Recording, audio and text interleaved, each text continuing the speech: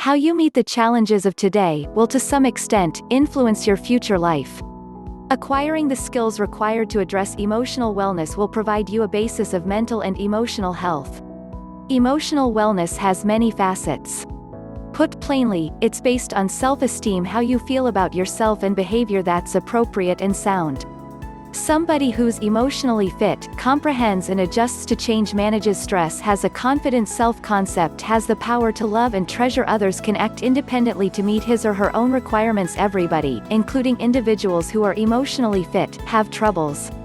Emotionally fit individuals are able to adapt to and solve issues, and in doing so they help other people as well as themselves to acquire gratification out of life. What is stress? Stress is a mental, emotional, physical, and often behavioral reaction to a broad assortment of stimuli.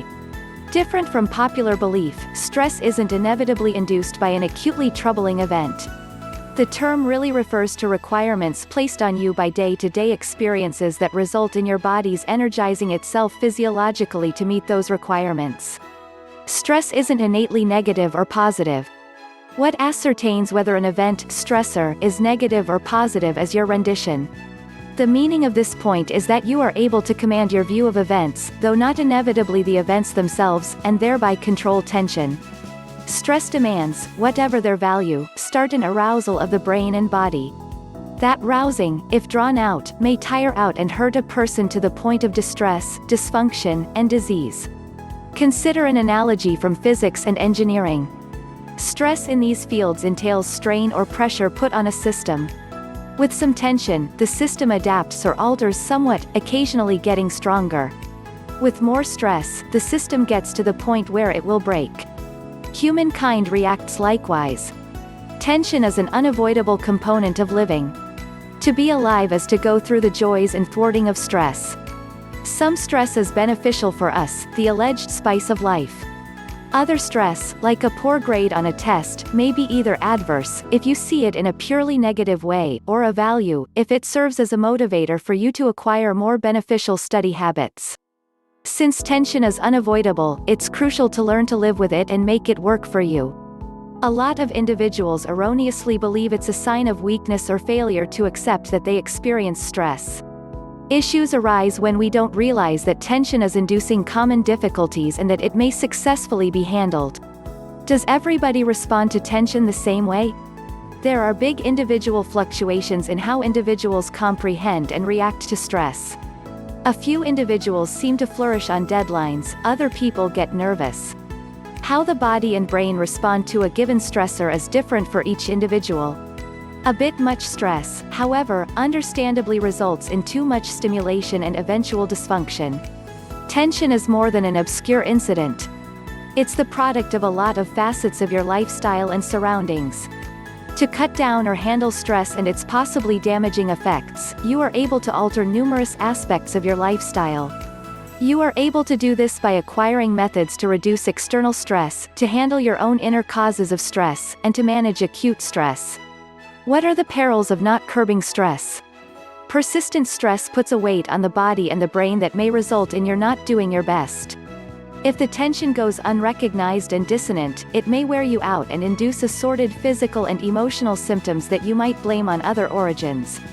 It may result in your getting physically ill or even suffering an emotional breakdown. As your body's ability to live with stress isn't inexhaustible, there's a point at which you get to exhaustion.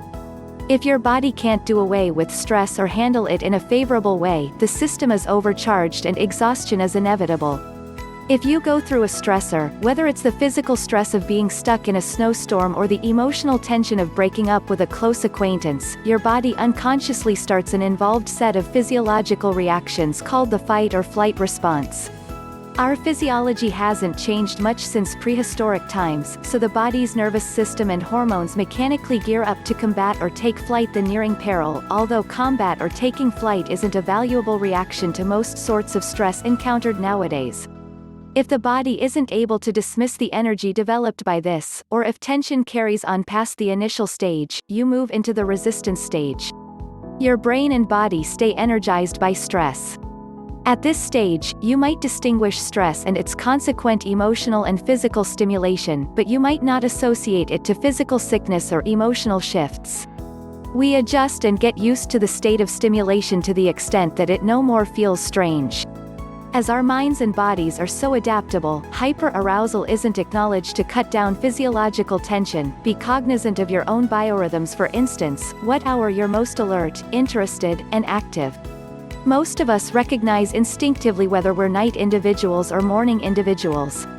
Assign your hardest tasks to your high-power times and your repetitious chores or relaxation to your low-energy periods. You might not have recognized that there are substances in what you regularly consume and drink that bring about dietary stress. Caffeine, a stimulant, mimics adrenaline, the main neurotransmitter of the stress reaction. No dose and additional stimulants like decongestants and diet pills excite the nervous system and contribute cumulatively to stimulation. There's likewise some evidence that high sugar ingestion might step up stress, putting you on a blood glucose roller coaster, a fast surge of vigor accompanied by an evenly sudden drop in energy and a jumpy, overstimulated sensation. Habitual dieting and fasting may likewise add to dietary stress by putting additional demands on your hormonal system to sustain body fuel levels in the face of poor food consumption. A few researchers think that you need additional vitamins, especially B vitamins, if you're going through increased stress. Therefore, the plethora of stress vitamins presently on the market. It's improbable that with a fit normal diet including grains, fruits, and veggies, you'd become lacking in vitamins.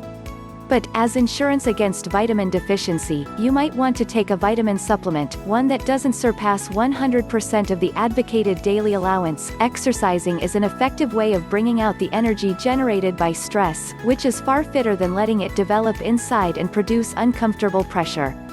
Exercise of any sort releases the extra adrenaline rendered by the stress reaction. Exercise likewise produces endorphins, natural pain relievers, and euphoric chemicals that help you feel at ease and energized after a workout. A lot of individuals utilize exercise as their principal stress reducer. Aerobics for 20 or more minutes a day seems to be the most helpful in clearing the stress response. Dancing, weightlifting, and walking may likewise work if you like them.